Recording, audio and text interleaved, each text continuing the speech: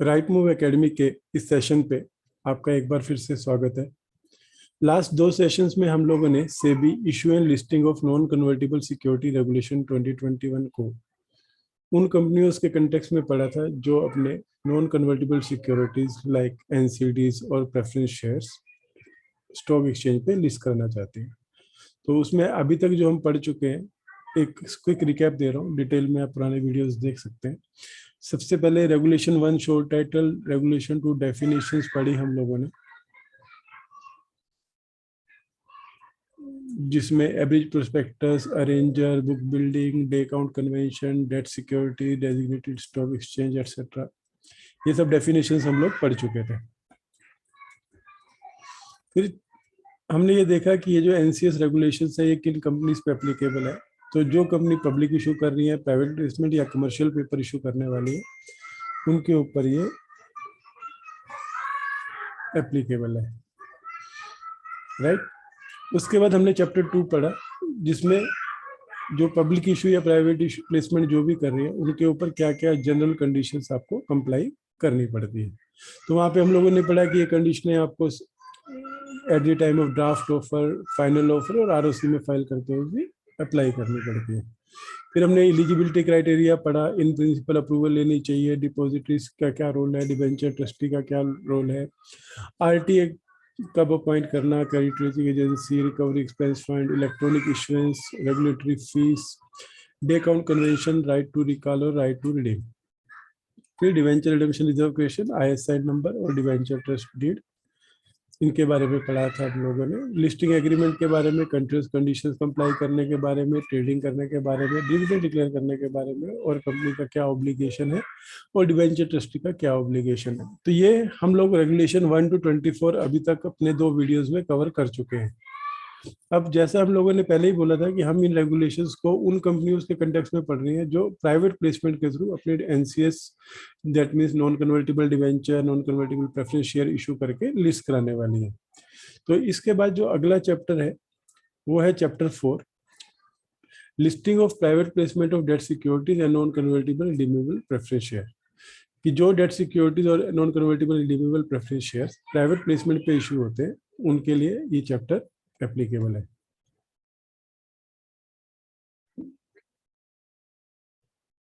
So chapter 4 part A, common conditions.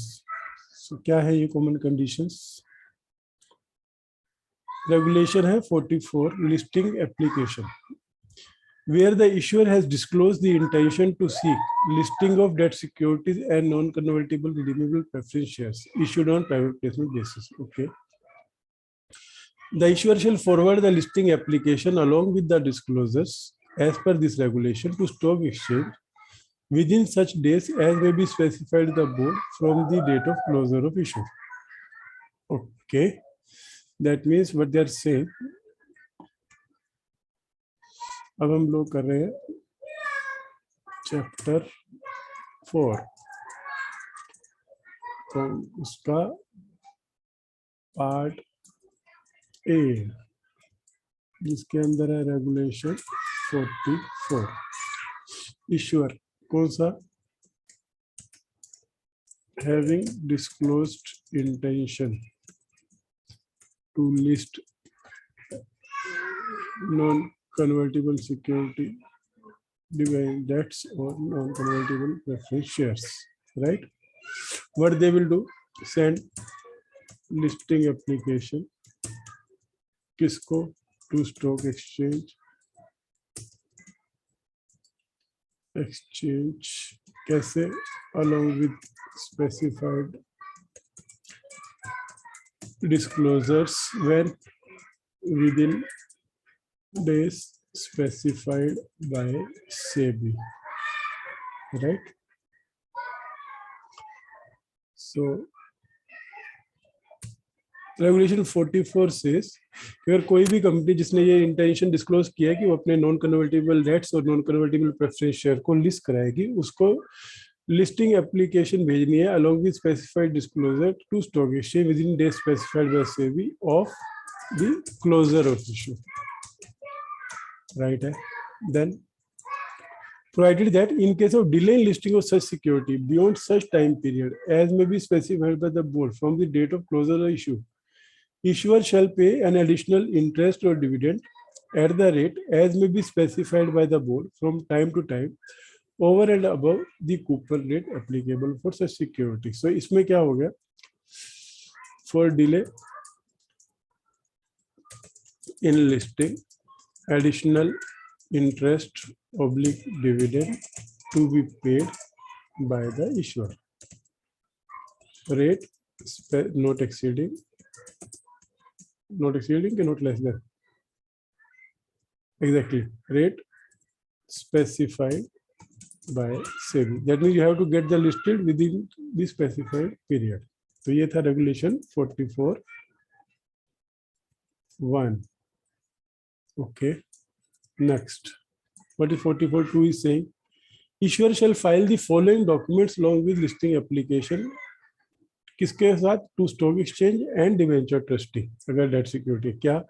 Placement memorandum वो document जिसके through place हुए, MOA, AOA, right? Copy of board resolution authorizing the borrowing and list of authorized signatory for the allotment of securities. Okay.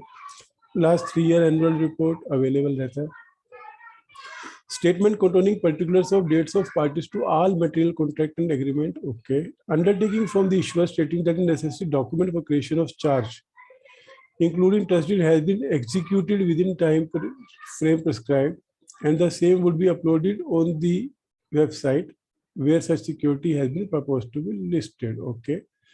In case of debt security, undertaking that prior second pari passu charge या जो भी है वो ले लिया गया है, और any other particular जो exchange मांगे, provided that issue desire issue debt security on private placement basis, जो 3 साल से कम है उनको उतने टाइम की बेचनी है. Okay, that means Reg 44(2). तो अभी हमने पढ़ा कि along with specified disclosure, तो क्या है specified documents to be submitted along with listing application. देखिए क्या क्या. सबसे पहले जो हमें याद आ रहा है अपन करते हैं placement memorandum. Okay. AOA, MOA, board और committee resolution authorizing the borrowing. Okay.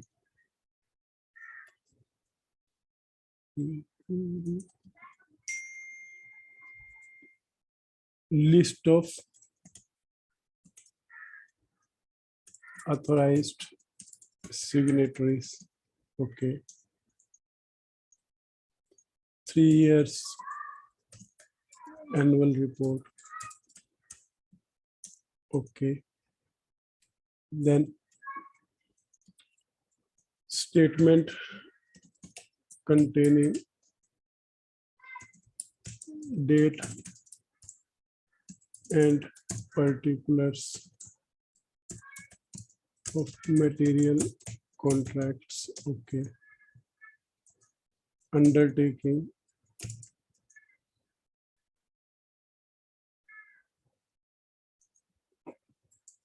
necessary documents for creation of charge, public trust deed have been executed and would be uploaded on website of stock exchange where listing proposed. Okay. इसके अलावा क्या देना है?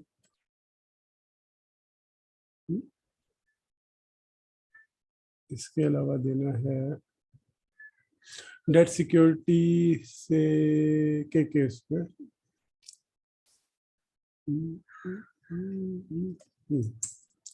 Debt security के case में NOC obtained for creating charge.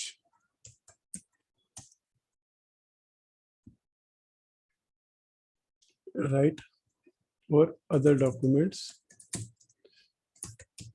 as may be asked by stock exchange. Okay, और कुछ था इसमें?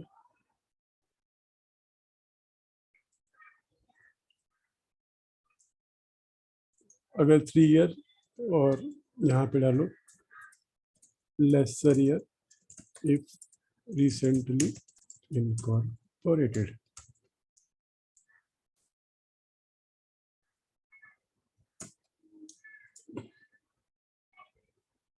right? Then reg 44(3). What 44(3) says, the debenture trustee shall submit a due diligence certificate to the stock exchange in case of secured debt security in Schedule 4 format or unsecured में 4A format में. That means debenture trustee to give security, give due diligence certificate.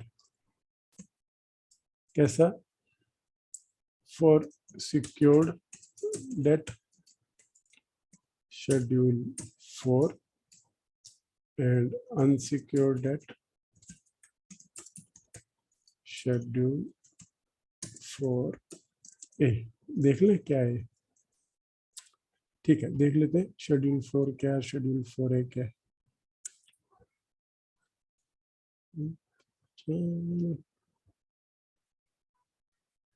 Ji what is Schedule 4A?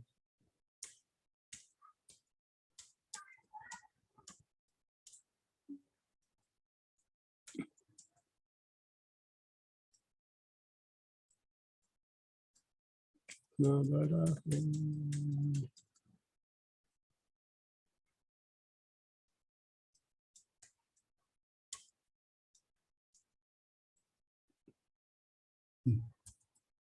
Reverse चलते हैं. Schedule 6 हमने देखा था fees के लिए.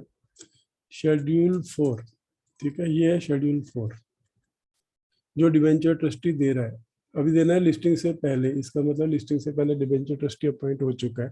To BSE और SEBI, dear sir, issue of इतने debentures by Right Move Limited, we debenture trustee to the above mentioned fourth state as follow. क्या कहते हैं? We have examined documents pertaining to said issue. Okay.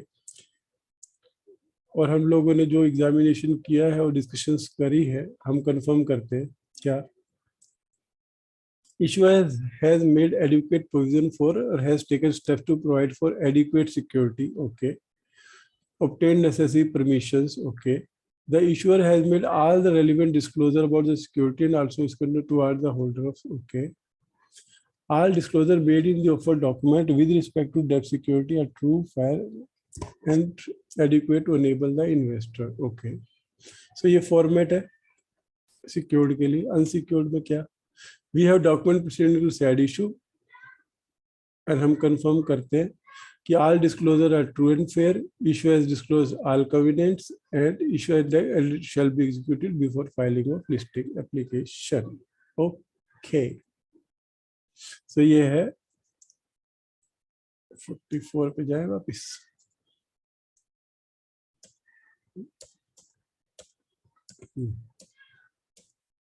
चलो, so हम लोगों ने 44(1) पढ़ लिया कि आपको लिस्टिंग एप्लीकेशन करनी है, डिले में इंटरेस्ट देना है, ये डॉक्यूमेंट सबमिट करने हैं.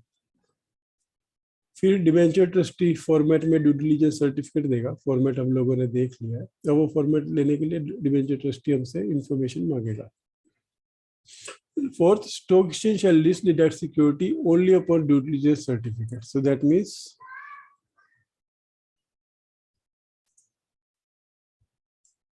ये हो गया reg 44(4). Stock exchange to list debt security only after receipt of DD certificate. Right?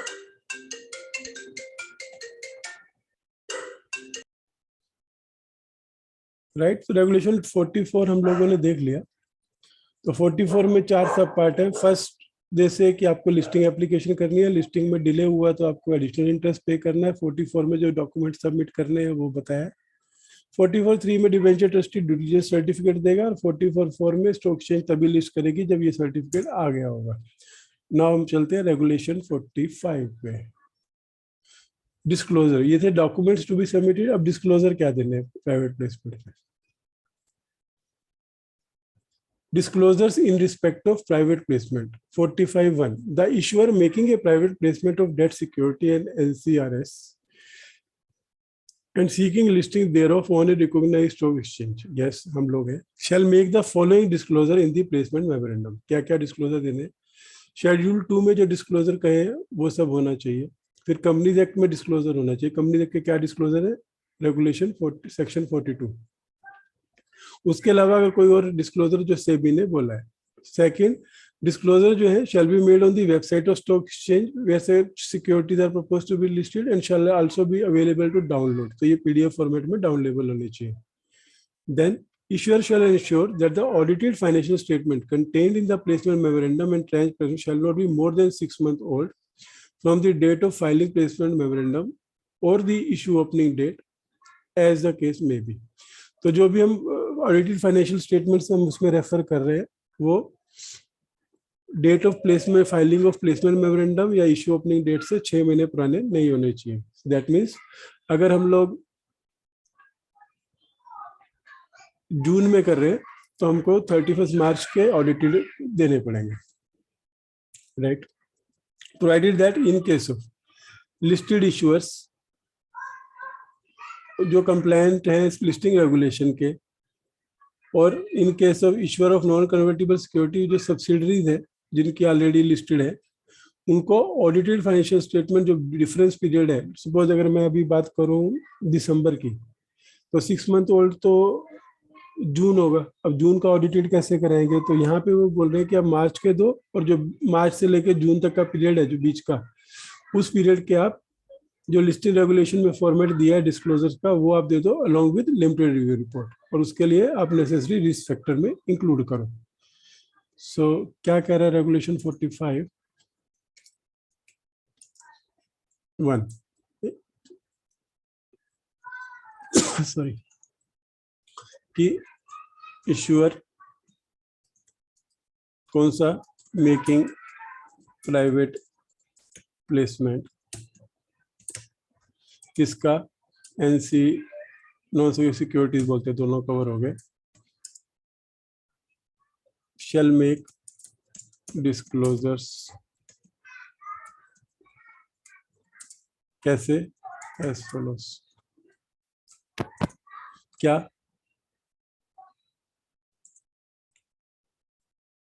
specified in schedule 2, then specified in CA 13, specified by SEBI। 3 type के डिस्क्लोजर्स इश्यूअर को करने हैं। देन रेग 45(2) व्हाट दे से, disclosures to be made कहाँ website of stock exchanges where listing okay and available for download in PDF format. Okay, not a few. Then regulation 55(3).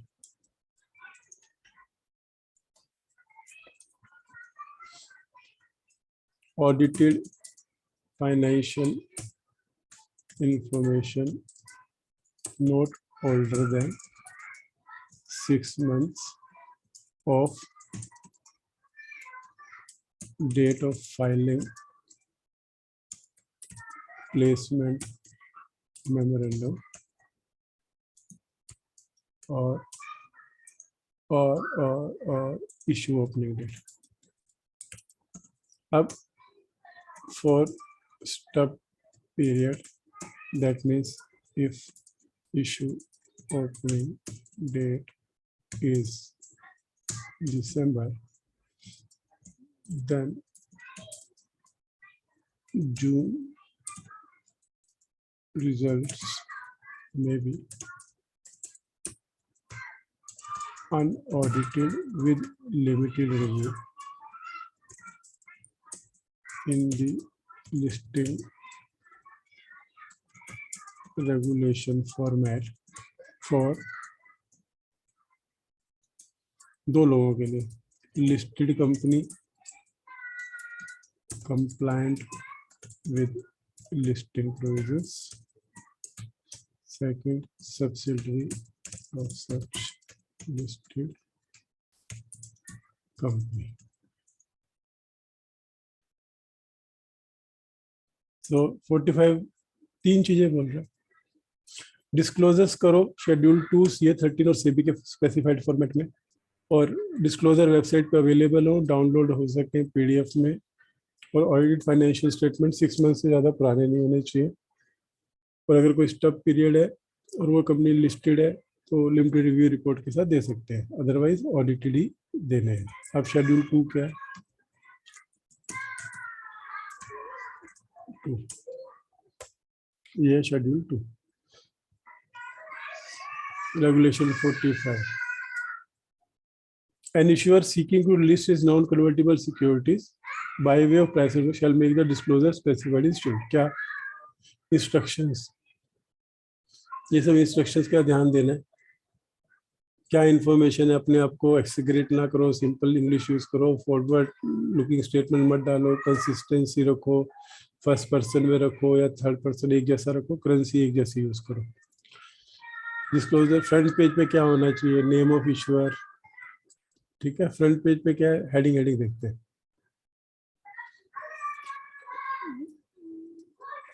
Instruction disclosure front page पे क्या है? 2.2 बोल रहा है. 2.3 other pages में क्या होना चाहिए? उसमें है इश्यूअर की absolute responsibility 2.3.1, detail of promoters, detail of credit rating, name of stock exchange, फिर इशू की डिटेल्स, फिर इन लोगों का name, logo, address, website, URL, email address, किनका? Trustee, crediting, RTA, auditor, council, guarantor, arranger, फिर अबाउट द इश्यूअर, इश्यूअर की detail, फिर फाइनेंशियल इंफॉर्मेशन, फिर की पैरामीटर्स.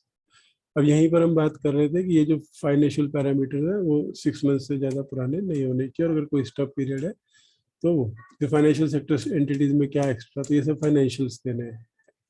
फिर कंटीजेंट लायबिलिटी की डिटेल देनी है, ब्रीफ हिस्ट्री सिंस इनकॉर्पोरेशन देने हैं,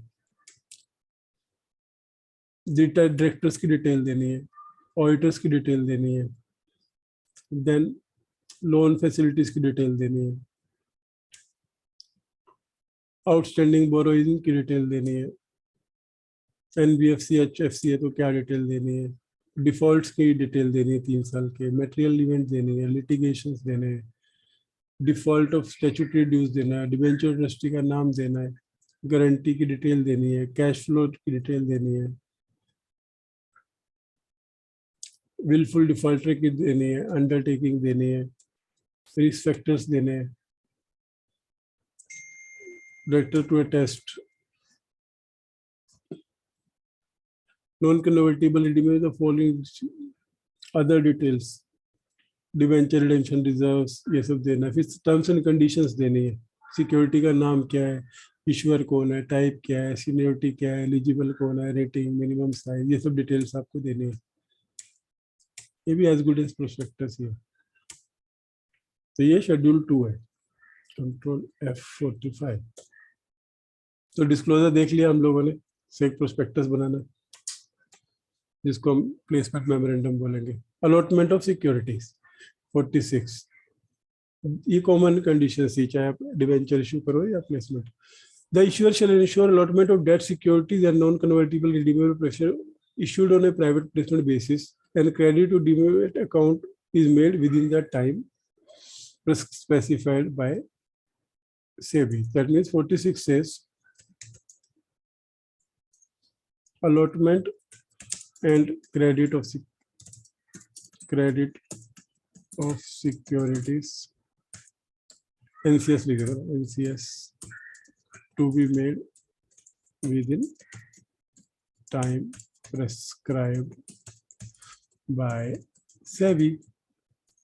ओके, अब हम आ गए पार्ट बी पे,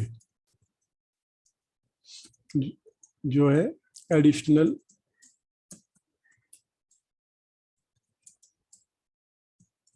प्रोविजंस फॉर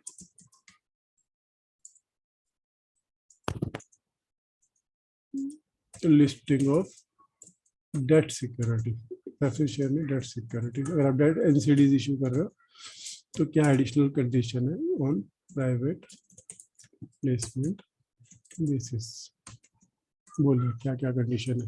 रेगुलेशन है 47, filing of shelf placement memorandum. Shelf कब है? जब आप मल्टीपल ट्रेंचेस में इशू कर रहे हो। 47(1), an issuer making a private placement of debt security and seeking listing thereof on a stock exchange may file a shelf placement memorandum. ठीक है, 47(1) says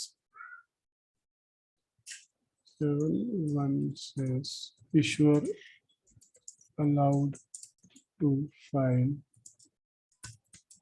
shelf placement memorandum कब? Issuing debt securities on private placement basis, right? 47(2), shelf placement memorandum shall indicate a period not exceeding 1 year as the period of validity of such memorandum. तो ये valid होगा 1 साल के लिए.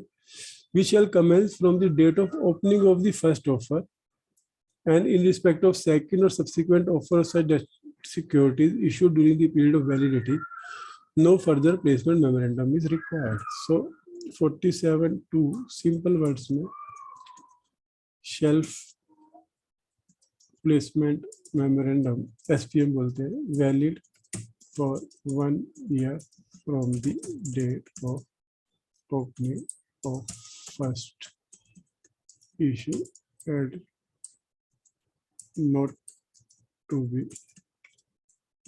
filed again. लेकिन अब बीच में इंफॉर्मेशन चेंज होती है तो उसके लिए क्या है? Provided issuer while making any present shelf memorandum shall file, क्या फाइल करेगा? Stock exchange tranche placement memorandum with respect to each tranche containing detail of private placement and material changes provided in the earlier shelf placement or earlier tranche placement. तो यहाँ पे however tranche placement memorandum to be filed for each tranche containing details of issue and changes, material changes from last SPM or TPM filed. Right.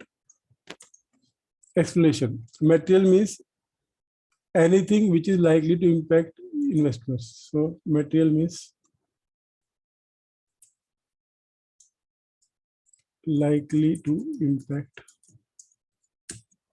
investors informed decision. तो ये है material changes का मतलब. 47(2) बस इतना ही था. ठीक है, तो फाइलिंग ऑफ शेल्फ मेमोरेंडम दो ही पार्ट बोल रहे हैं कि इश्यूअर अलाउड है शेल्फ में प्लेसमेंट मेमोरेंडम फाइल करने के लिए, कौन सा? जो debt security private placement basis पे इशू कर रहा है. और 47(2) सेज कि शेल्फ प्लेसमेंट मेमोरेंडम 1 ईयर के लिए वैलिड है from the date of opening of first issue, and दोबारा नहीं फाइल करना है कंप्लीट डिस्क्लोजर. लेकिन जब भी आप नेक्स्ट ट्रेंच कर रहे हैं तो उस टाइम पिछली ट्रेंच की से क्या चेंज हुआ है वो आपको डिस्क्लोज करने हैं ट्रेंच मेमोरेंडम में, और उसके साथ ही डिस्क्लोज करनी है उस पर्टिकुलर ट्रांच की details. Right. 48 creation of security.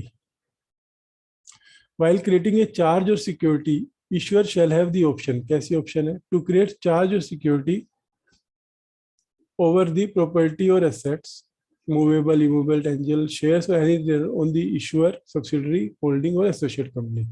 So security किस किस की assets के ऊपर हो सकती है? कंपनी की, उसकी सब्सिडरी, होल्डिंग और एसोसिएट कंपनी की। ओके, तो 48(1) regulation 48(1) security for debt issue can be क्या क्या हो सकता है, प्रॉपर्टी और एसेट्स जो इंक्लूड करती है मूवेबल, इमूवेबल, टेंजिबल, इंटेंजिबल, किसकी, फिर उसके अलावा शेयर्स और इंटरेस्ट दे रहे ऑफ किसका, कंपनी, सब्सिडरी, होल्डिंग और एसोसिएट, इनमें से किसी की बेसिस पे आप सिक्योरिटी क्रिएट कर सकते हो for securing debenture issue. 48(2) what it says, the charge created in respect of secured debt security shall be disclosed in the offer document and trust deed along with an undertaking that asset on which charge has been created to meet the 100% security cover or higher security cover is free from encumbrances and अगर encumbrances है so permissions have been obtained from the existing creditors to whom the assets are charged prior to creation of the charge. That means what they say, charge created to be disclosed in the offer document, right? First step. Then what they say, offer document and DTT, debenture trust deed. फिर with undertaking क्या, that assets charged for meeting 100% security cover or higher cover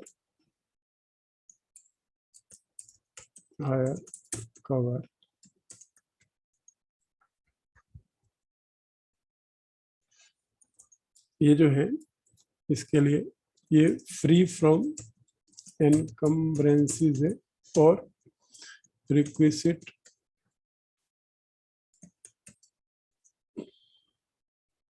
consent have been obtained for creating charge prior to creation of charge, right? तो 48(1) कह रहा है आपके asset किसके ऊपर charge कर सकते हो, और ये बोल रहा है कि फ्री फ्रॉम एनकम्ब्रेंसेस होनी चाहिए या फिर कंसेंट आपने ले ली होनी चाहिए जिससे करना है, ठीक है, सिक्योरिटी के लिए हो गया। देन रेड 49 क्या कह रहा है, कंसोलिडेशन एंड इशुएंस क्या होता है, एन इश्यूअर में carry out consolidation and issuance of debt securities in this manner as may be specified by SEBI subject to fulfillment of the following condition। क्या सब कंसोलिडेट करके रीइश्यू कर सकते हो अपने डिवेंचर्स, जैसा सेबी बोले। कंडीशन क्या फॉलो करनी है, एओए आपको रोकना नहीं चाहिए, आपने फ्रेश क्रेडिट रेटिंग ले लिया है at least one credit rating agency से, such rating has been reviewed on periodic basis and changes should be disclosed और एप्रोप्रिएट डिस्क्लोजर प्लेसमेंट मेमोरेंडम में देने हैं। That means regulation 49 talks about consolidation and reissuance of existing debt securities permissible कैसे, in the manner specified by SEBI subject to following conditions. क्या है वो conditions, first AOA should not restrict one fresh credit rating obtained. Such rating to be reviewed periodically as in time specified by SEBI, right?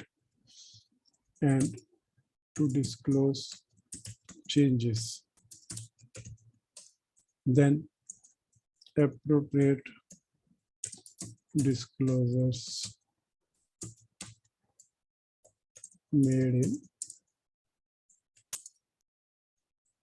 Placement memorandum. ठीक है, regulation 49। यहाँ से chapter 4 खत्म हो रहा है। तो अभी हमने चैप्टर 4 जो कंडीशंस थी इसमें क्या क्या पढ़ा। रेगुलेशन 45 पढ़ा कि आपको लिस्टिंग एप्लीकेशन करनी है। फिर 44(2) में क्या डॉक्यूमेंट देने हैं। 44(3) में ड्यू डिलिजेंस सर्टिफिकेट लगेगा। 44(4) में स्टॉक एक्सचेंज केवल ड्यू डिलिजेंस सर्टिफिकेट के बाद ही अपनी लिस्टिंग परमिशन देगी, तो वो मैंडेटरी है। डिस्क्लोजर्स जो आपको करने हैं शेड्यूल 2 में करने हैं, CA 13 और SEBI तीनों का कंप्लायंस करना है। डिस्क्लोजर स्टॉक एक्सचेंज की वेबसाइट पर अपलोड करने हैं, जहाँ से PDF फॉर्मेट में डाउनलोडेबल हो। ऑडिटेड फाइनेंशियल स्टेटमेंट 6 महीने से पुरानी नहीं होनी चाहिए। आप अनऑडिटेड विद लिमिटेड रिव्यू दे सकते हो अगर आप एक लिस्टेड कंपनी कंप्लायंट हो या आप उसकी सब्सिडरी हो फॉर द स्टब पीरियड, जो कि है 6 मंथ से ऊपर का। देन आपको अलॉटमेंट ऑफ क्रेडिट SEBI के स्पेसिफाइड टाइम फ्रेम में करना है। फिर पार्ट B 47 बोल रहा है कि आप शेल्फ प्लेसमेंट मेमोरेंडम फाइल कर सकते हो, जो 1 साल के लिए वैलिड रहेगा। लेकिन आपको जब भी नई ट्रेंचेज इशू कर रहे हो तो आपको ट्रेंच प्लेसमेंट मेमोरेंडम फाइल करना है। देन सिक्योरिटी आप कंपनी की, सब्सिडरी की, होल्डिंग की, एसोसिएट के एसेट्स पे कर सकते हो। और 4 जो है वो डिस्क्लोज करने DTD पे ऑफर डॉक्यूमेंट में विद अंडरटेकिंग डालना उसके अंदर कि एसेट जो चार्ज किया 100% सिक्योरिटी कवर है, हायर कवर की, और फ्री फॉर इनकम्प्रेंसीज है, या फिर हम लोगों ने NOC ले ली है। Then consolidation and additions of existing debt securities allowed है। आपका ये रोकना नहीं चाहिए। फर्स्ट क्रेडिट रेटिंग ऑब्टेन की होनी चाहिए। Such rating to be reviewed periodically और एप्रोप्रिएट डिस्क्लोजर होने चाहिए। सो यहाँ से प्राइवेट प्लेसमेंट के स्पेसिफिक प्रोविजन खत्म किया। अब देखते हैं हम आगे क्या है। अब ये जो है परपेचुअल डेट के लिए जो हमारा केस नहीं है, चैप्टर 5।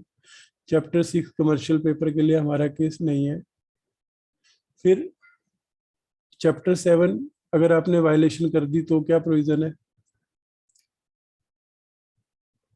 सो SEBI इंस्पेक्शन कर सकता है आपकी 52 के अंदर, राइट। फिर डायरेक्शंस दे सकता है अगर कुछ भी डिस्क्रिपेंसी रिफंड करने के लिए, not to deal, not to access, restraining. तो डिफॉल्ट के केस में क्या क्या हो सकता है। Miscellaneous delegations, power general circular issue कर सकते हैं, डिफिकल्टी रिमूव कर सकते हैं। अगर कहीं पे आप अटक रहे हैं तो आप RBI को रेगुलेशन 57 में एग्जाम्पशन के लिए भी अप्लाई कर सकते हो। और स्ट्रिक्ट एनफोर्समेंट और रूल 19 जो है SCRA का, उसके लिए भी अप्लाई कर सकते हो। क्या क्या रिपील हो गया। अब ये रेगुलेशन आने के बाद issue and listing of debt regulations 2008 और प्रेफरेंस शेयर जो अलग अलग थे वो अब रिपील हो चुके हैं। यहाँ से वो शेड्यूल है। शेड्यूल 1 पब्लिक इशू के लिए ऑफर डॉक्यूमेंट था। शेड्यूल 2 हम लोगों ने देखा ही था। प्लेसमेंट मेमोरेंडम के लिए शेड्यूल थी। शेड्यूल 6 फीस थी। शेड्यूल 5 जो है एडवर्टाइजमेंट है पब्लिक इशू के लिए, जो प्राइवेट प्लेसमेंट में नॉट एप्लीकेबल है। शेड्यूल 4 है अनसिक्योर्ड के लिए DD का सर्टिफिकेट का फॉर्मेट है।